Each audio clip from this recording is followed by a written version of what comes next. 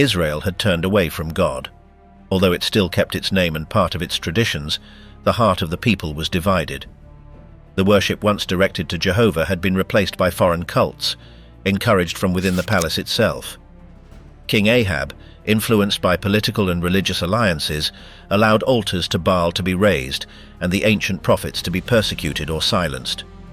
In the midst of that abandonment, God did not remain silent. He sent a man outside of power without political or religious backing, with a brief and direct message. His name was Elijah. He brought no promises of peace nor new covenants, but a clear warning, a sign that could not be ignored. His life did not follow the usual path of men in his time. He did not seek to be followed or celebrated. He spoke, acted, waited, and vanished. This is the account of his path. What became of his life in the end?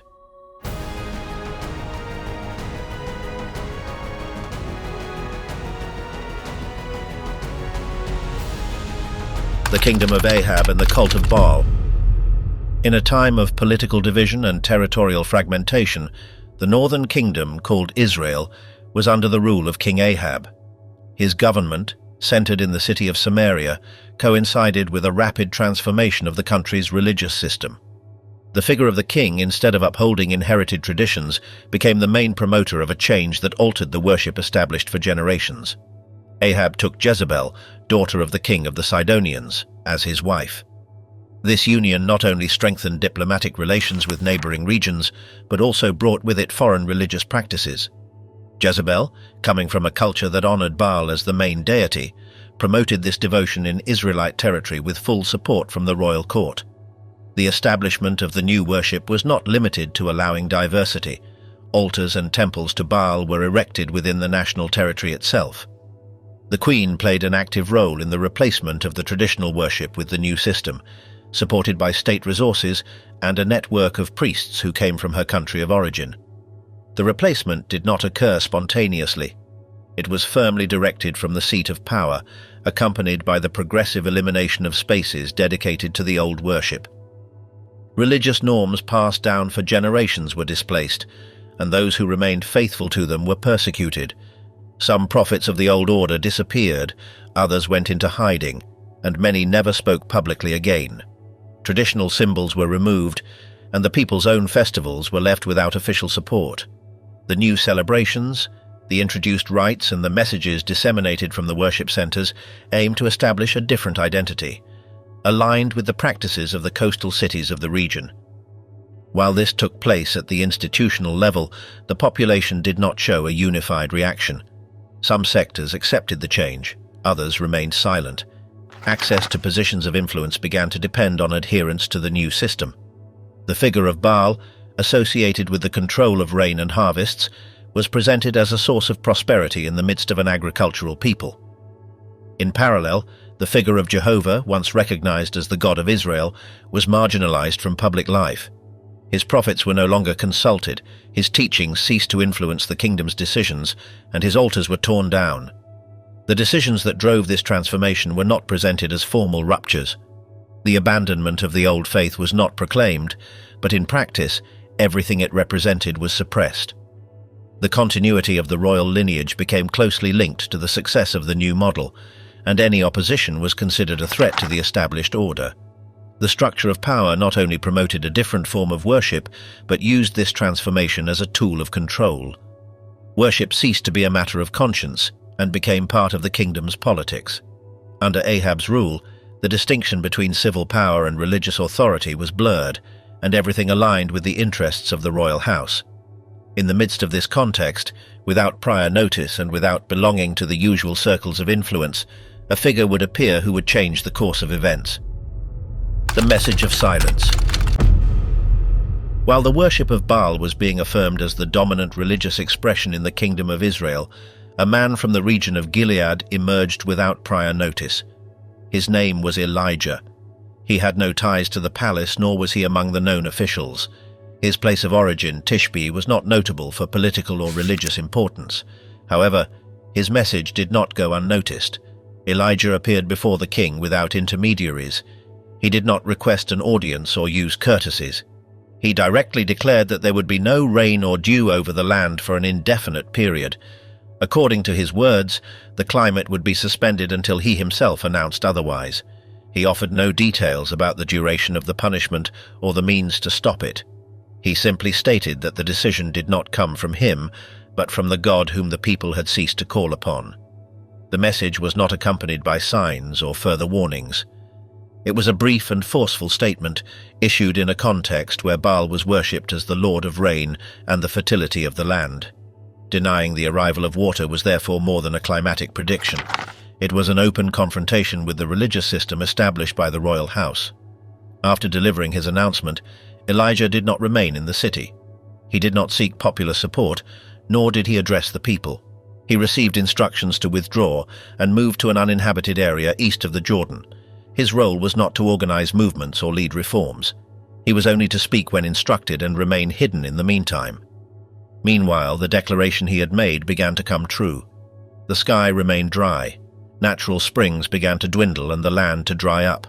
The fields, deprived of moisture, ceased to produce. The consequences reached all regions of the kingdom, affecting both urban and rural areas. Elijah's message was not repeated. He issued no further statements nor appeared elsewhere.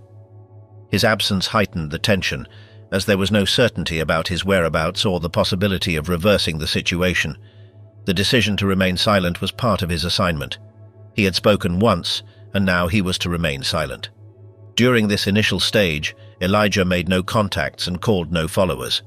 His task was not to organize opposition or explain the causes of the judgment. He had only been sent to declare a fact, and then to disappear from everyone's sight.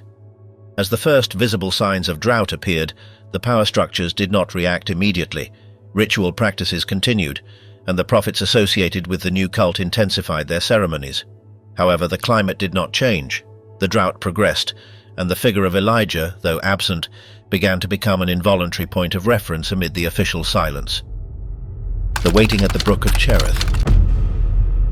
After delivering his message to the king, Elijah withdrew toward the east, far from the settlements and from the sphere of power. He was guided to a secluded place beside the brook of Cherith, in a mountainous region on the other side of the Jordan. There he was to remain hidden, without contact with the population, while the judgment he had declared continued its course. During his stay in that remote location, he had no access to common means of sustenance. The water came from the brook, which still retained its flow. Food arrived by an unusual means. Ravens brought portions of bread and meat twice a day. Elijah did not intervene to change this routine, nor did he move in search of better conditions. He remained in that place without relocating or engaging in external matters. There were no new instructions or additional messages. The isolation was not a casual pause, but part of the commission he had received. His only responsibility at that time was to wait. No one visited him. There are no records of conversations or parallel activities. His role during that time was to remain present in the designated place. As the days passed, the country suffered the accumulating effects of the lack of rain. Meanwhile, the brook that provided him with water began to lose its flow. With no rainfall, there was no source to replenish it. The surrounding vegetation began to wither and the stream narrowed. Eventually, it stopped flowing. When the brook dried up completely, Elijah did not take personal initiative. He waited for new instructions. He did not abandon his position of his own accord or attempt to force a solution. Only when he received a new command did he leave the place. Until that moment, he had fulfilled exactly what was entrusted to him, to speak once and withdraw from the public stage. Throughout this entire period, he issued no messages and performed no visible acts. His figure remained absent to the people and unknown to those seeking him. His role as a prophet at this stage was not to speak or act, but to obey without intervention. The time by the brook of Cherith did not produce visible results outwardly. It did not change the situation of the kingdom or alter the course of events, but it marked a silent phase in Elijah's journey, away from confrontation and focused on waiting. When the water ceased to flow and remaining in that place was no longer possible, he received the next instruction. He would not be sent back to Israel or to any city in Judah. The new destination lay beyond the borders of the country, in a region under foreign rule. There, the next phase of his mission awaited him. The widow of Zarephath. After leaving the brook of Cherith, Elijah was instructed to travel north, outside the territory of Israel. His new destination was Zarephath, a small town located between Tyre and Sidon, under Phoenician influence. This region belonged to the same area from which Jezebel came, but there he was not sent as a messenger, but as a guest. The expected encounter was with a widow. He was given no political support, nor granted special protection. He arrived in modest condition, after having spent a prolonged period in isolation. Upon entering the town, he found the woman gathering firewood. Her situation was critical. She had only a small amount of flour and oil, enough for one last meal for her and her son. Elijah asked her to bring him water and a small piece of bread. The woman replied that she did not have enough supplies. She planned to prepare a final bite and then await the outcome of their scarcity. In response to this statement, the prophet instructed her to do as she had planned, but first to prepare a portion for him. He added that she would not run out of flour or oil as long as the drought lasted. The woman agreed. From that moment, what she had in her home did not run out.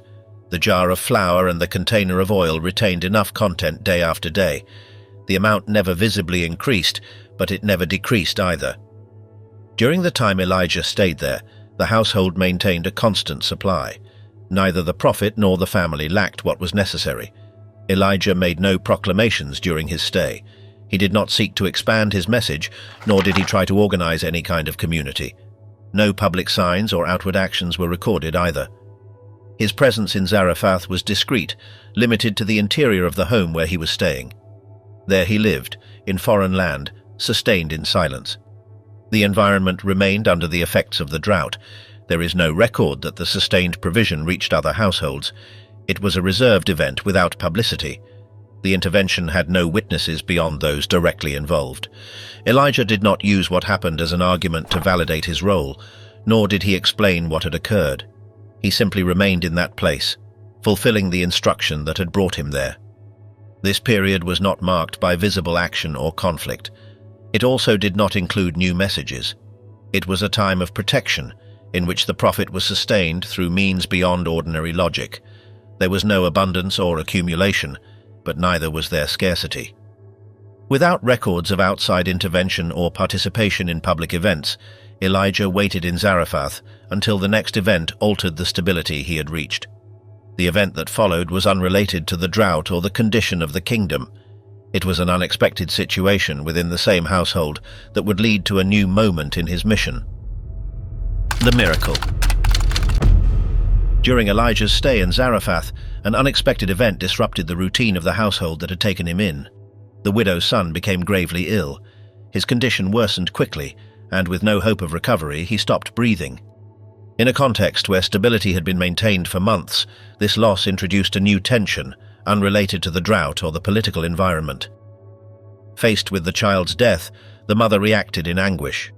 She did not directly blame Elijah, but interpreted the tragedy as a consequence of her own guilt, revealed by the prophet's presence in her home. To her, the visit had brought a reminder of her faults, and the outcome seemed to confirm that fear. Elijah did not attempt to respond with explanations. Without passing judgment or justifying what had occurred, he took the child in his arms and carried him to the upper room where he was staying. He laid him on his bed and lifted a plea to the Lord. In his words, he asked whether the child's death had been permitted even in the place where he had been ordered to remain. Then he stretched himself out over the child's body 3 times, repeating the same supplication. There were no outward manifestations or witnesses at that moment. No one was summoned, and no public ritual gestures were made. It was a private scene confined to a single space. Finally, the child regained his breath. Elijah took him again in his arms, went down to the lower floor, and returned him alive to his mother. He added no explanation, nor did he seek recognition. The woman, receiving her son alive, declared that now she knew Elijah spoke in the name of the Lord. She asked for no further proof, nor posed any questions. The event within her home had been enough to confirm it. Without ceremony or announcement, the prophet had acted discreetly, and his intervention had succeeded. The child's recovery was not publicized beyond the immediate circle. It did not lead to a communal response or a spreading of the prophetic message. Elijah continued to live in the same place, without altering his way of life or his role. His position in Zarephath remained as it had been, reserved, obedient, without public prominence. This episode did not change the condition of the country nor the course of the drought. It did not bring new instructions nor reactivate the prophet's presence in the territory of Israel. However, it marked a unique point in his journey. For the first time, his direct participation in an event that challenged the permanence of death was recorded. The scene ended without commentary. It was not the subject of reflection or the basis for later teachings. Life resumed in the home, and Elijah continued waiting for the next instruction. The confrontation on Mount Carmel. After a prolonged time outside the territory of Israel, Elijah received a new command. The drought was still active, and its effects had already reached all regions of the kingdom. The prophet had to return. He would not do so to issue a new warning, but to propose a meeting. His return was not publicly announced nor coordinated with the royal authority. It happened directly and without escort. At that moment, King Ahab was occupied with the search for water sources. Alongside one of his officials, he traveled through the country in an attempt to locate pastures and springs that still retained moisture. During this task, the king's envoy, named Obadiah, came across Elijah. The prophet asked him to inform the king of his presence. Obadiah hesitated. He knew the king had searched for Elijah by every means without success, and he feared that if he returned and did not find him, he would be punished. Despite his reservations, he agreed. He informed the king, and Ahab went to the meeting place. When they finally met, Ahab accused Elijah of having caused the national calamity. Elijah rejected that claim. He did not attribute the drought to his message, but to the conduct of those who had abandoned the ancient path to follow a foreign devotion. He did not elaborate or offer proof. He then proposed an unprecedented gathering. Elijah requested that all the people of Israel be summoned to Mount Carmel. He also asked that the prophets of Baal and Asherah, who ate at the queen's table, be brought. This was not a regular assembly, nor a trial. The aim was to present in a single place the two conflicting positions. A human verdict would not be sought, but a clear response that did not depend on arguments. Ahab agreed. The call went out across the kingdom, and on the appointed day, thousands gathered on the mountainside. Elijah appeared alone. He was not accompanied by followers or representatives on his behalf. Opposite him, the prophets of Baal, numerous and supported by the crown, prepared to participate.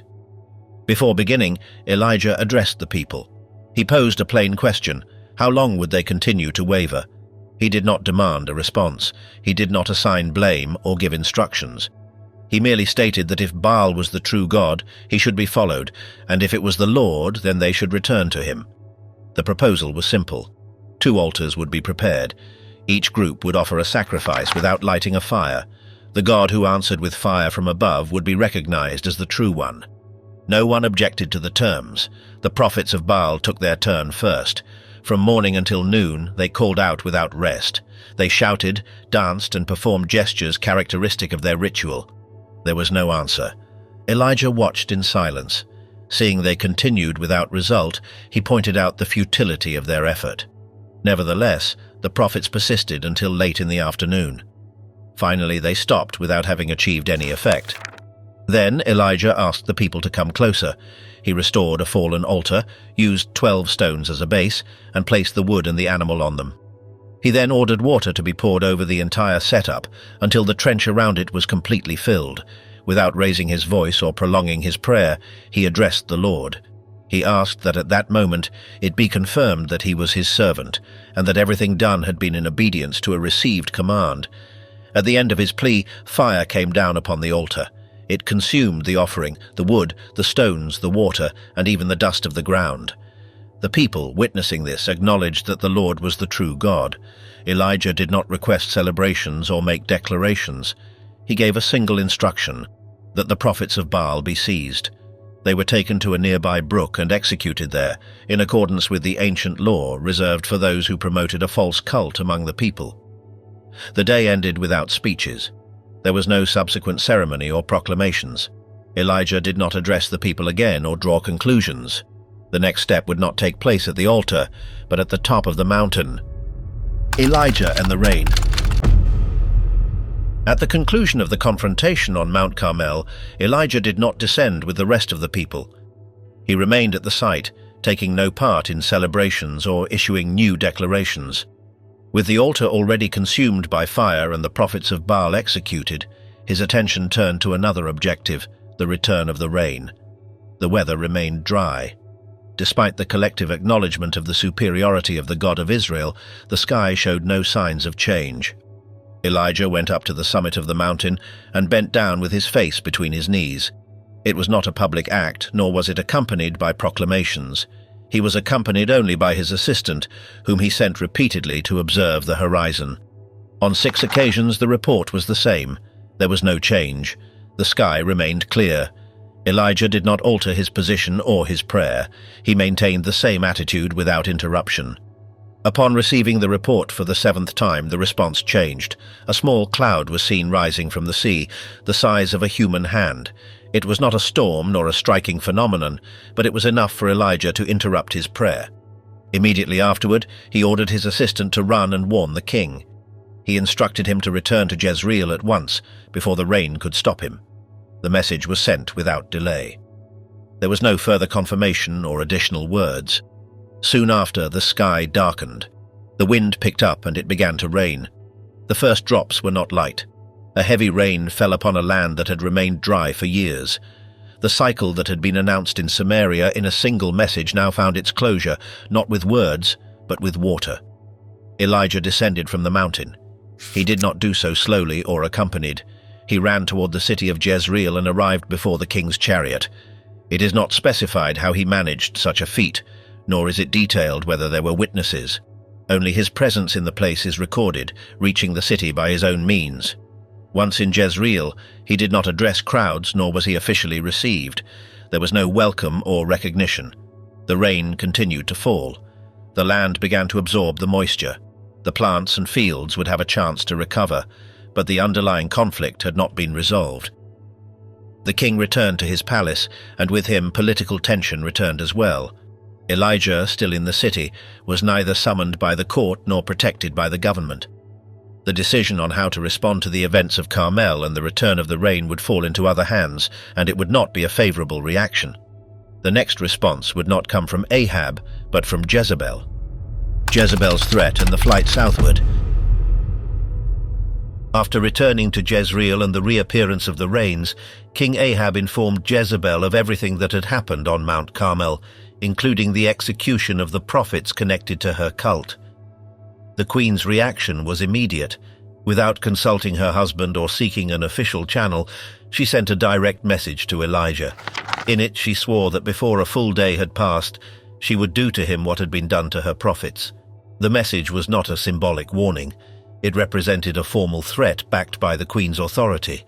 There was no attempt at dialogue or questioning. Jezebel, upon learning of the events, did not consider the possibility of reconsideration. Instead, she chose to assert her control and send a death notice. Upon receiving it, Elijah did not respond with words or attempt to defend himself. He decided to leave without delay. He abandoned the city and headed south, crossing through the territory of Judah.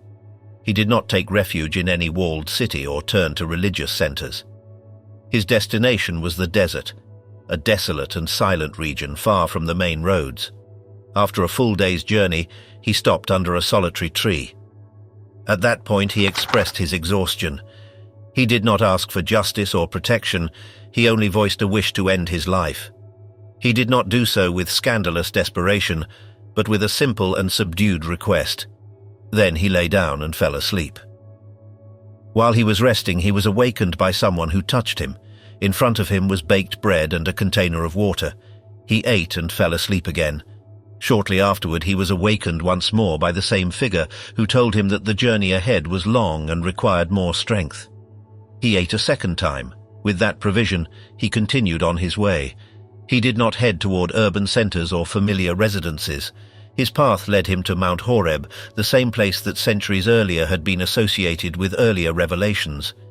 He walked for 40 days and 40 nights, with no recorded encounters or events during the journey. It was a movement in silence marked by total withdrawal. Upon arrival, he took shelter in a cave.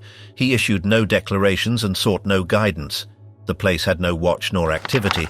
It was a secluded space, chosen not out of strategy but out of direction. At that time, there was no prophetic intervention in the kingdom, nor any visible action upon society. Elijah made no plans nor summoned followers. He simply took refuge, awaiting what was to come. At that point, the threat that had triggered his departure was no longer directly present. However, its effects continued to shape his behavior. Elijah was not seeking confrontation. He had not withdrawn out of weakness, but as a decision made after receiving a message that revealed the conflict with power had not ended. In the cave, far from recent events and without contact with the people, he would wait for a new stage, unlike any before. It would not involve fire or signs, but something that had not been foreseen. Solitude at Horeb and the revelation outside the commotion. Alone in a cave on Mount Horeb, Elijah remained in silence. He did not bring formal complaints or public accusations. However, when he was asked why he was there, he responded with a clear statement. He said he had been zealous for the God of Israel, that the altars had been destroyed, the prophets eliminated, and that he was the only one left. He added that his life was also in danger. He did not receive instructions or explanations at that moment. He was simply told to go out of the cave and stand still, because Jehovah would pass in front of him. Then a series of visible phenomena took place. First, a strong wind struck the mountain, shattering rocks in its path. Then the earth shook. After that, fire appeared. Despite their force, none of these events represented the presence that had been announced. After these three movements, a gentle sound was heard. It was not accompanied by light, shaking, or noise. It was then that Elijah covered his face with his cloak and stood at the entrance of the cave. It was not a reaction to something extraordinary, but to something different. The manifestation occurred without commotion. The same question that had been asked earlier was repeated. Elijah answered with the same words. He did not change his assessment or his sense of isolation. The perception of having been left alone had not changed despite what he had experienced. Then he received a new set of instructions. They did not involve staying on the mountain or returning to the cave.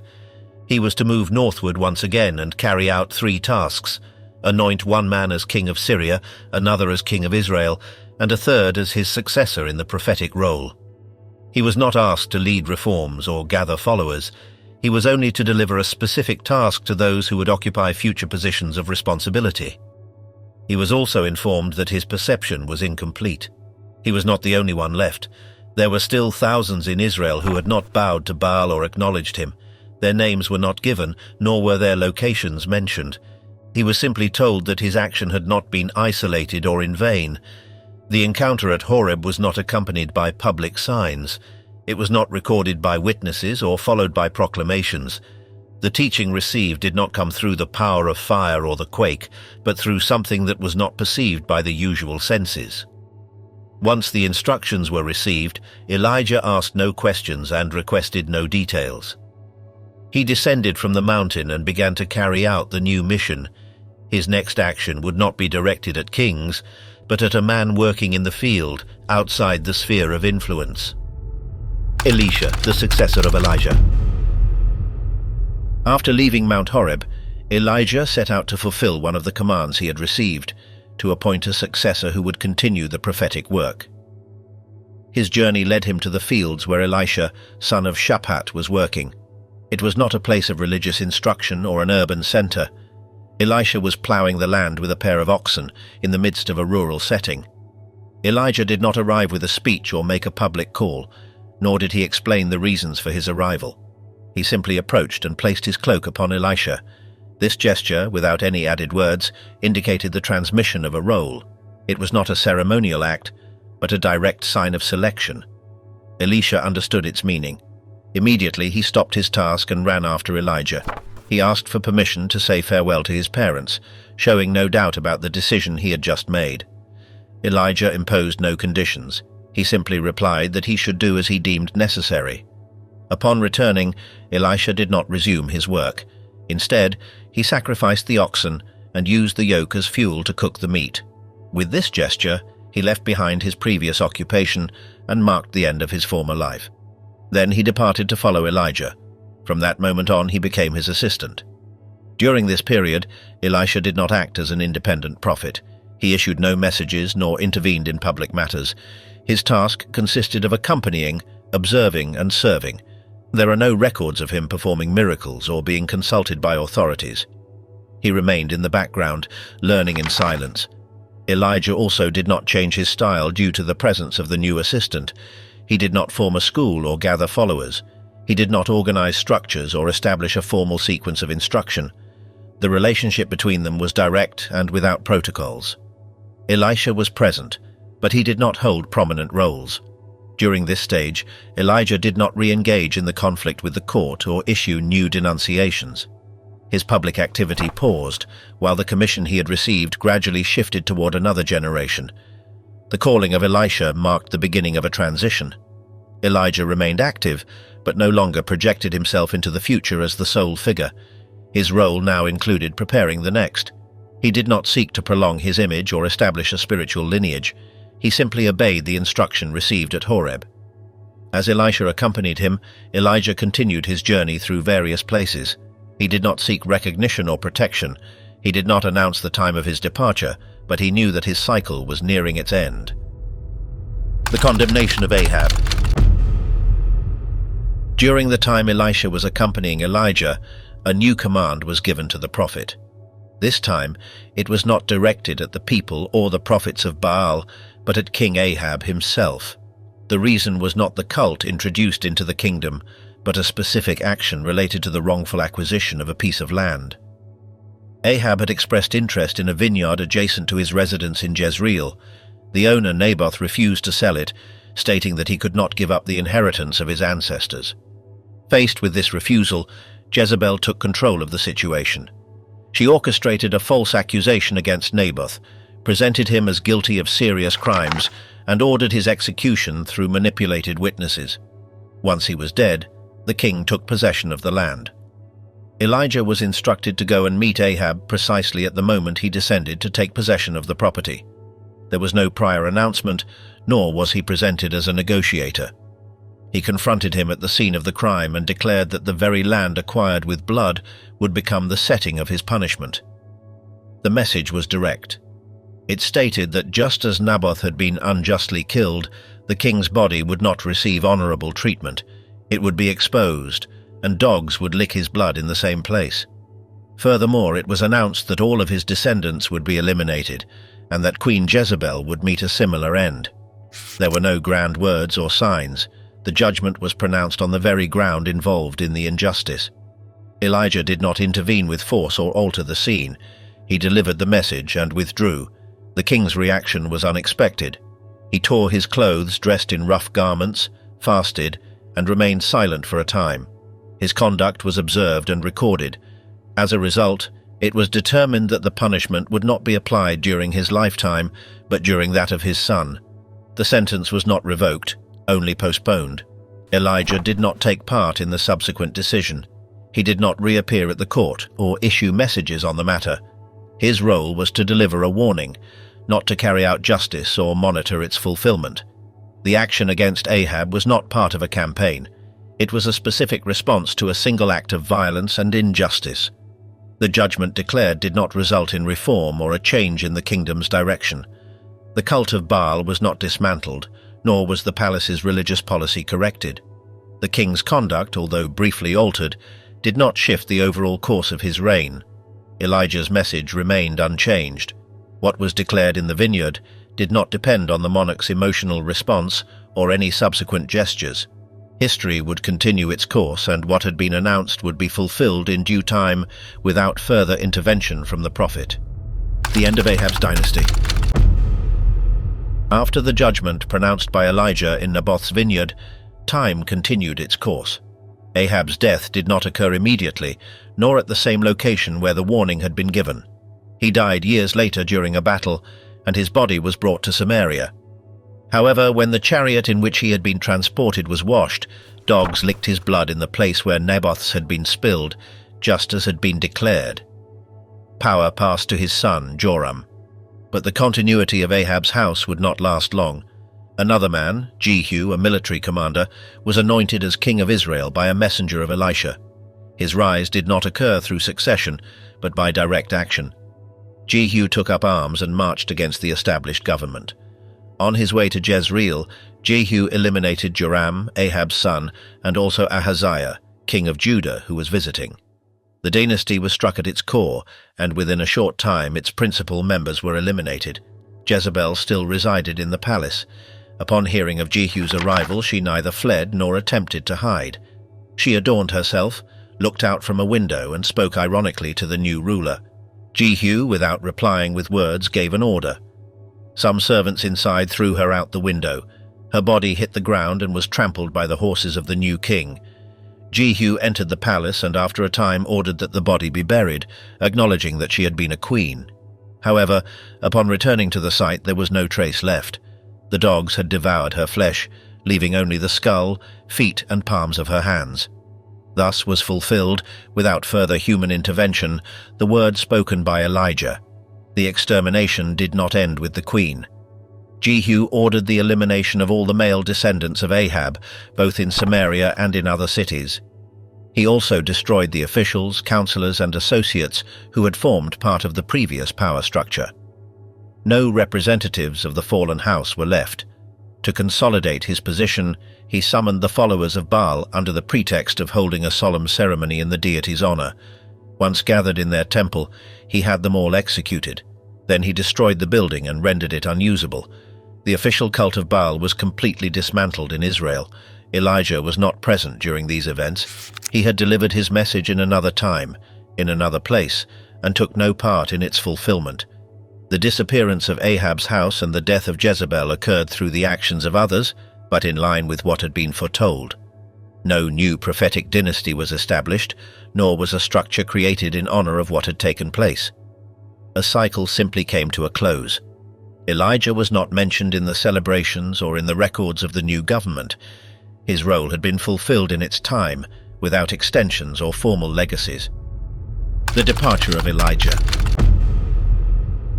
With the events surrounding the house of Ahab already fulfilled and the prophetic mission approaching its end, Elijah began a final journey. It was not a flight nor a public mission. It was an orderly movement without prior explanations that took him and Elisha through various localities connected to the historical legacy of Israel. The first stop was Gilgal. From there, Elijah told Elisha that he must go on alone. He suggested that Elisha stay behind. However, Elisha rejected the idea and decided to accompany him. He had received no command to separate, and his determination was to remain with his master until the end.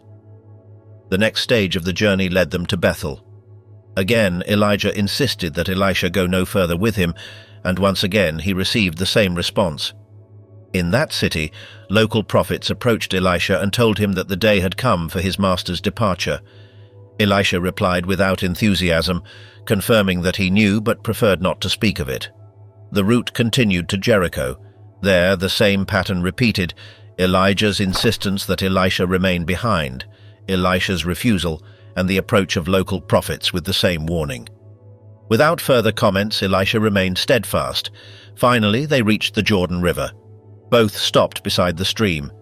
50 men from the prophetic community observed from a distance. Elijah took his cloak, rolled it up, and struck the waters with it. The waters divided, and the two crossed on dry ground. Once on the other side, Elijah turned to Elisha and asked what he wished to receive before his departure. Elisha did not ask for position, wealth, or power. He requested a double portion of the spirit that had guided his master. Elijah made no promises. He simply said that if Elisha managed to see the moment of their separation, his request would be granted, otherwise it would not. There was no long pause or special preparation. As they walked and talked, a chariot of fire with equally fiery horses appeared between them. Without touching Elisha or harming Elijah, the chariot separated them. Elijah was taken up in a whirlwind. He left no body, no belongings, and no final instructions. He simply departed from the earth. Elisha saw the scene and cried out loudly. He tore his garments, picked up the cloak that had fallen from his master, and remained alone at the riverbank. Elijah did not return. He left no heirs and established no institution. His departure was direct, without ceremony or burial. The observers from a distance recognized that something had changed. The spirit that had accompanied Elijah now rested upon Elisha. This fact was neither debated nor imposed. It was made evident by his actions from that point on, but it was not proclaimed. Elijah's journey, which had begun with a solitary declaration in Samaria, concluded without speeches or celebrations. His departure did not depend on illness or violence. He was taken from the scene without passing through death. The legacy. Elijah did not appear again after the moment he was taken from Elisha by a whirlwind. His body was not found, his grave was not marked, and no object was left as a sign. No later appearances were recorded, nor was it mentioned that he had been seen in any location. His departure was final with no return. There were no close witnesses except Elisha. No group saw the episode up close or took part in it. The prophets who watched from afar only witnessed the crossing of the Jordan and that Elisha returned alone. Some of them insisted on searching for the body, believing perhaps he had been thrown onto some mountain or valley. Elisha told them not to go. However, they persisted, and after 3 days of searching, they found no trace. Elijah's disappearance marked the end of a journey that was not associated with the formation of structures or the establishment of permanent institutions. He left no formal school nor named multiple successors. He only transferred his commission to Elisha, who from that point on began to act independently, maintaining the continuity of the prophetic office. Elijah's memory endured among the people. He was remembered as a figure of reference for the way he acted, for the firmness of his messages, and for the unique manner in which he withdrew. He was not the object of worship, nor were rituals established in his name. His role was that of a spokesperson in times of confrontation, retreat, and precise fulfillment of instructions. The end of his life was not linked to illness, armed conflict, or natural causes. He was taken from the earth directly, without experiencing death. His journey closed without human intervention, without a tomb, without a material inheritance. From the moment of his disappearance, others would continue the prophetic task in Israel.